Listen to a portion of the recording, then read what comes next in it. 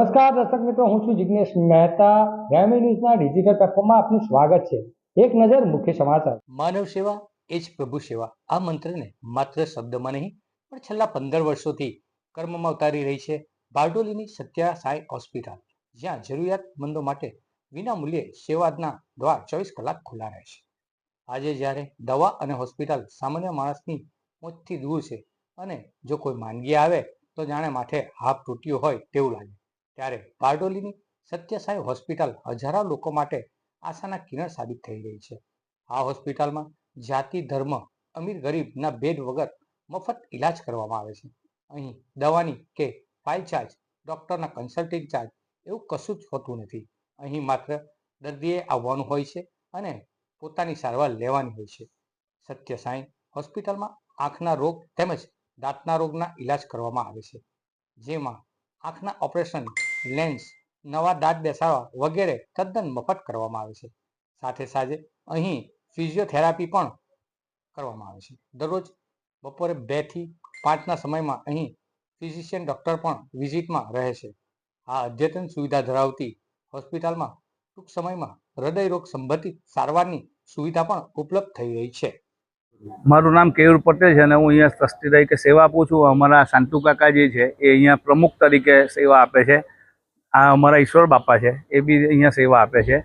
અને અમારા બીજા એ ટ્રસ્ટી મંડળ છે, કિરીટભાઈ, અરવિંદભાઈ, દીક્ષિતભાઈ, એ પણ અહીંયા સેવા આપે છે. અહીંયા અમારે આંખના ઓપરેશન મોતિયાના ફ્રીમાં થાય છે. હાર્ટ ઓપીડી ટૂંક સમયમાં ચાલુ કરનાર છે. ફિઝિયોથેરાપી ચાલે છે ફ્રીમાં. ડેન્ટિસ્ટ વિભાગ ફ્રીમાં ચાલે છે. બ્યુટી પાર્લર, સીવણ ક્લાસ ફ્રીમાં ચાલે છે. અને અહીંયા જે કોઈ બી દર્દી આવે છે તો એવી કોઈ બી નાત જાતના ભેદભાવ રાખ્યા વિના એમની અમે સેવા પૂરી પાડીએ છીએ.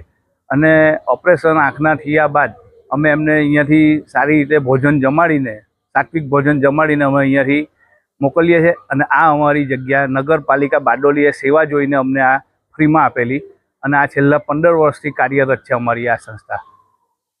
આ હોસ્પિટલમાં દર્દીઓની સેવા અને ઇલાજની સાથે સાથે મહિલાઓ આત્મનિર્ભર થાય તે માટે મફત સીવણ ક્લાસ અને બ્યુટી પાર્લરના કોર્સ પણ કરવામાં આવે છે, જેનો લાભ અત્યાર સુધી મોટી સંખ્યામાં મહિલાઓએ લીધો છે અને તેમના જીવનમાં ખુશીઓ લાવી શકી છે. સાથે સાથે અહીં દાખલ થનાર દર્દીઓ ઇલાજ કરાવ્યા બાદ હસી ખુશી ડિસ્ચાર્જ લઈ તેમના આરોગ્યપ્રદ જીવનને ગુજારે છે અને આ હોસ્પિટલની સેવા એક ખૂબ બિરદાવવા લાયક છે. મારું નામ વિનોદભાઈ ભગવાનદાસ ટેલર, હું ચલથાણથી આવું છું. પલસાણા તાલુકાનું ચલથાણ ગામ.